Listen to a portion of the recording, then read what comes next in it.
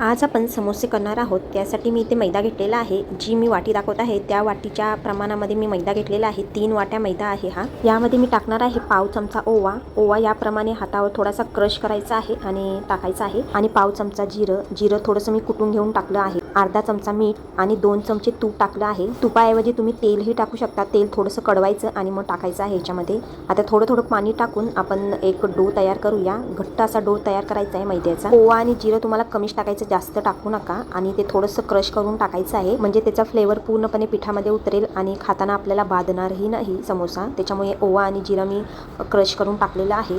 जिरं कुटूनच टाका, अख्खं टाकू नका. तर इथे माझं पीठ मळून झालेलं आहे आणि या पद्धतीने घट्टसर असा मी डो तयार करून घेतला आहे. आता हा झाकून ठेवायचा आहे एक 10-15 मिनिटं. पीठ आपल्याला सैलसर किंवा पातळ मळायचं नाही, घट्टच मळायचं आहे, कारण ते थोड्या वेळाने थोडंसं पातळ हे होतं. चपातीला जे आपण पीठ मळतो त्याच्यापेक्षा थोडंसं कडक मळायचं आहे. आता इथे आपला डो तयार झालेला आहे. हा मी 15-20 मिनिटासाठी झाकून ठेवते. इथे मी 5 बटाटे उकडून घेतलेले आहेत आणि हाताने थोडेफार असे मोठे क्रश केलेले आहेत, जास्त क्रश करायचे नाही. इथे वाटाणा घेतलेला आहे 1 वाटी. आता वाटाण्याचं प्रमाण तुम्ही जास्तही करू शकता. मी 1 वाटी घेतलेला आहे, म्हणजे जेवढा बटाटा आहे त्याच्या 1 पट असा वाटाणा घेतलेला आहे. तो सुद्धा मी बॉईल करून घेतलेला आहे आणि जास्त पण बॉईल करायचा नाही, थोडासा असा आपल्याला कच्चा ठेवायचा आहे. हा जो तुम्हाला मसाला दिसतोय तो मेन मसाला आहे, म्हणजे महत्त्वाचा. समोसा करताना तो वापरला जातो. तर ह्याच्यामध्ये धना, जिरा, मिरची आणि लसूण हे मी बारीक मिक्सरमध्ये वाटून घेतलेलं आहे. जास्तही बारीक वाटायचं नाही, थोडंसं असं जाड ठेवायचं. आणि ह्याच्यामध्ये मी थोडीशी बडीशोप सुद्धा घेतलेली आहे आणि ही भाजीवरती टाकण्यासाठी कोथिंबीर. चला तर मग आपण समोस्याचं स्टफिंग करूया, म्हणजेच भाजी करूया. तर इथे एक मी पॅन घेतलेला आहे. पॅनमध्ये 2-3 पळ्या तेल टाकायचं. तेल जास्त टाकायचं नाही,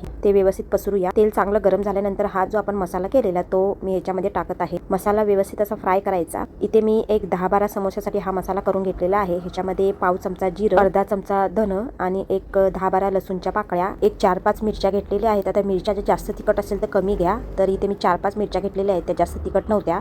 आणि पाव चमचा बडीशोप घेतलेली आहे. ते सगळं मी एका मिक्सरमध्ये वाटून अशी जाडी भडी पेस्ट करून घेतली. पाव चमचा हळद टाकायची आहे, अर्धा चमचा मीठ आणि अर्धा चमचा लाल तिखट. आता इथे जे मी लाल तिखट टाकलेलं आहे ते तिखटाचं लाल तिखट आहे, कलरचं नाही, त्याच्यामुळे अर्धा चमचा टाकलाय, कारण आपण हिरव्या मिरच्या सुद्धा वापरलेल्या आहेत ह्याच्यामध्ये. आणि अर्धा चमचा मीठ. तर मीठ तुम्ही तुमच्या चवीनुसार कमी जास्त करू शकता, कारण आपण जेव्हा डो केलेला त्याच्यामध्ये सुद्धा आपण मीठ वापरलेलं. आता ह्याच्यामध्ये जो आपण मसाला वापरलेला आहे त्याच्यामध्ये धन, जीर आणि बडीशोप ही मंद गॅसवर भाजून घ्यायची आहे. आता इथे मी जो बॉईल केलेला बटाटा आहे तो टाकते. 5 बटाटे बॉईल करून मी हातानेच ते बारीक करून घेतलेले, जास्तही बारीक करायचे नाही. जेव्हा आपण भाजी करतो त्यामध्ये ते मसाल्याबरोबर जास्तच बारीक होतात. भाजीमध्ये छोटे छोटे बटाट्याचे तुकडे दिसतील इतपत आपल्याला ते पूर्णपणे स्मॅश करून घ्यायचे आहे. इथे मी मसाल्यामध्ये पूर्णपणे बटाटा मिक्स करून घेतलेला आहे. सुरुवातीला बटाटा उकडताना सुद्धा आपल्याला पूर्णपणे उकडायचा नाही, म्हणजे जास्त असा उकडायचा नाही. आता इथे मी वाटाणा टाकून घेते. जो आपण बॉईल केलेला वाटाणा होता, वाटाणा सुद्धा आपल्याला खूप जास्त उकडायचा नाही.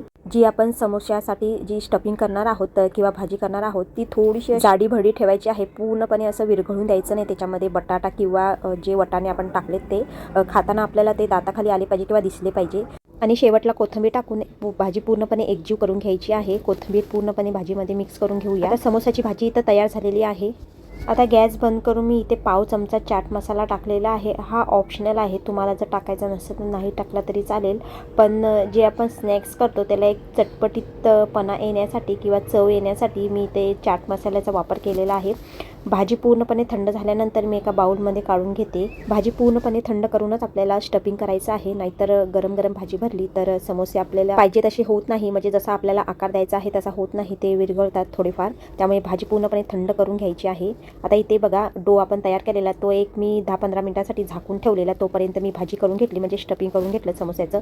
आता हा डो आहे तो मी हातावरच थोडासा असा मळून घेते, म्हणजे तो एकसारखा होईल. मी एक 10-15 मिनिटांसाठी तो झाकून ठेवलेला. तुम्हाला शक्य असेल तर अर्धा तास तर ठेवला तरीही चालेल, त्याच्यापेक्षा जास्त ठेवू नका, नाहीतर तो खूपच पातळ होईल. आपल्याला सुरुवातीला जो डो तयार करायचा आहे मैद्याचा समोसा करण्यासाठी तो घट्ट मळायचा आहे, जरा सुद्धा सैलसर मळू नका. आता समोस्याचा आकार तुम्हाला कितपत करायचा आहे, म्हणजे मोठा, लहान, मीडियम, त्याप्रमाणे तुम्हाला थोडंसं पीठ घेऊन मैद्यामध्ये घोळवून या पद्धतीने पारी लाटायची आहे. एक गोल शेप करायचा आहे, म्हणजे जशी आपण चपाती करतो त्या पद्धतीने करायचं आहे. जास्त बारीक किंवा जास्त असा जाड असा ठेवायचा नाही, मीडियमच साईज ठेवायची आहे. आता इथे मी पट्टी समोसा करत आहे. त्याच्यासाठी एक गोल तयार करून बाजूच्या कडा या पद्धतीने कापून घेतल्या. तुम्हाला हवा तो आकार देऊन या पद्धतीने तुम्ही समोसे करू शकता. तर इथे मी पट्टी समोसा ट्राय करणार आहे. नंतर आपण रेग्युलर जे समोसे असतात ते तयार करून घेऊया. तर इथे पट्टी समोस्यासाठी मी या पद्धतीने गोल करून कडा कापलेल्या आहेत आणि 2 अशा पट्ट्या तयार केल्या. तुम्ही या पद्धतीने पट्टी समोसे करून खायला देऊ शकता किंवा जे रेग्युलर आपण समोसे करतो त्या पद्धतीने. तर हे करायला खूपच सोपे आहेत पट्टी समोसे. चायनीज समोस्यासारखेच करायचे आहेत, फक्त जे स्टफिंग आपण त्याच्यामध्ये भरतो ते रेग्युलर समोस्यामध्ये जे आपण स्टफिंग भरतो तेच स्टफिंग यामध्ये भरून या पद्धतीने त्रिकोणी आकार द्यायचा आहे.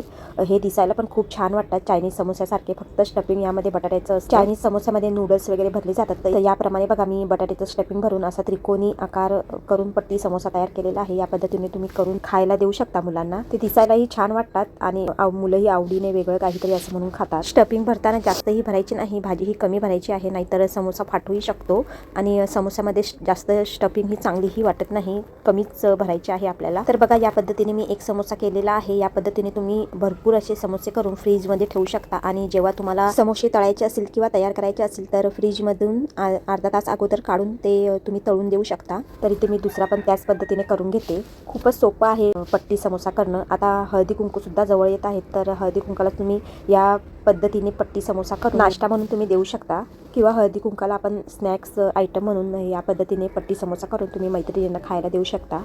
तर इथे माझा दुसराही तयार करून झाला. या पद्धतीने पटापट होतात, जास्त वेळ लागत नाही आणि खूप सोपे आहेत. तुम्हाला जर रेग्युलर समोस्याचा आकार देता येत नसेल व्यवस्थित असा, तर या पद्धतीने त्रिकोणी समोसे करा, खूप पटकन होतात आणि सोपेही आहेत. आता आपण रेग्युलर समोसे करूया. तर इथे मी अजून एक थोडासा गोळा घेतला पिठाचा. जेवढे तुम्हाला मोठे लहान समोसे आहेत त्या पद्धतीने गोळा घ्या आणि मैद्यामध्ये घोळून हा सुद्धा मी लाटून घेते. पिठामधून गोळा घेतल्यानंतर पुन्हा पीठ झाकून ठेवायचं आहे, ते कडक होऊन द्यायचं नाही.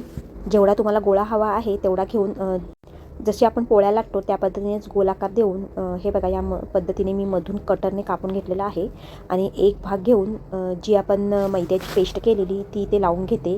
थोडासा मैद्यामध्ये पाणी टाकून पेस्ट करून घेतलेली आहे आणि या पद्धतीने लावून एक त्रिकोणी असा आकार द्यायचा आहे किंवा एक आपल्याला पिठाचा कोन तयार करून या पद्धतीने फिलिंग भरायची आहे. फिलिंग जास्त भरायची नाही, थोडीशीच भरायची आहे. आता इथे मी 1 चमचा फिलिंग भरलेली आहे. तुम्ही ह्याच्यापेक्षाही कमी भरा. समोस्यामध्ये जास्त फिलिंग भरली तर चांगले लागत नाही समोसे आणि या पद्धतीने कडा पूर्णपणे तुम्हाला दाबून घ्यायचे आहेत, म्हणजे व्यवस्थित अशा बंद करून घ्यायच्या आहेत, जेणेकरून जी भाजी आपण भरलेली आहे ती अजिबात बाहेर येणार नाही. तर या पद्धतीने मी बाकीचेही समोसे करून घेते. तुम्हाला जसा आकार देता येईल त्या पद्धतीने द्या. समोस्याला आकार हा परफेक्ट किंवा व्यवस्थित आलाच पाहिजे असं नाही, तुम्हाला जसा देता येईल तसा द्या. फक्त त्याच्या कडा तुम्हाला व्यवस्थित अशा बंद करायच्या आहेत, म्हणजे तळताना भाजी अजिबात बाहेर येणार नाही.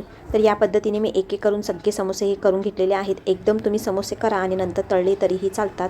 बाहेर मार्केटमध्ये या पद्धतीने समोसे करून ठेवतात जास्त क्वांटिटीमध्ये आणि जसे गिराईक येतील किंवा जसं समोसे संपतील त्या पद्धतीने तळतात. तर इथे मी एका कढईमध्ये तेल तापून घेतलेलं आहे. व्यवस्थित असं तेल तापवल्यानंतर गॅस हा मीडियम करायचा आणि जास्त पण समोसे टाकायचे नाही. इथे मी 4 समोसे टाकलेले आहेत, तर तुम्ही 2 किंवा 3 असे तळा. एकदम समोसे तळले तर तेल हे पूर्णपणे थंड होऊन जातं आणि जसा पाहिजे तसा समोसा तळला जात नाही. त्यामुळे तेलाची क्वांटिटी जर जास्त असेल तर तुम्ही 3-4 समोसे टाका. तेल जर कमी वापरत असाल तर तुम्ही 2 पेक्षा जास्त समोसे तळू नका एका टायमाला. तर इथे तेल मी जास्त घेतलेलं आहे. पहिला तेल व्यवस्थित असं गरम करून घेतलं, नंतर गॅस मीडियम केलेला आहे. तेल आपल्याला व्यवस्थित असं तापून घ्यायचं आहे, मग गॅस मीडियम करून समोसे टाकायचे आहेत. तर थंड तेलामध्ये किंवा कोमट तेलामध्ये समोसे टाकू नका, ते व्यवस्थित असे तळले जात नाही किंवा त्याला व्यवस्थित असा क्रिस्पीपणा येत नाही. तर या पद्धतीने गॅस हा कमी जास्त करायचा आहे. समोसे तळताना तेल हे थंड होऊन जातं जेव्हा आपण त्याच्यामध्ये समोसे टाकतो तेव्हा. तर तुम्हाला गॅस हा कमी जास्त करून अधूनमधून हे समोसे असे तळून घ्यायचे आहेत. तुम्हाला गॅस मोठाही ठेवायचा नाही किंवा बारीकही करायचा नाही.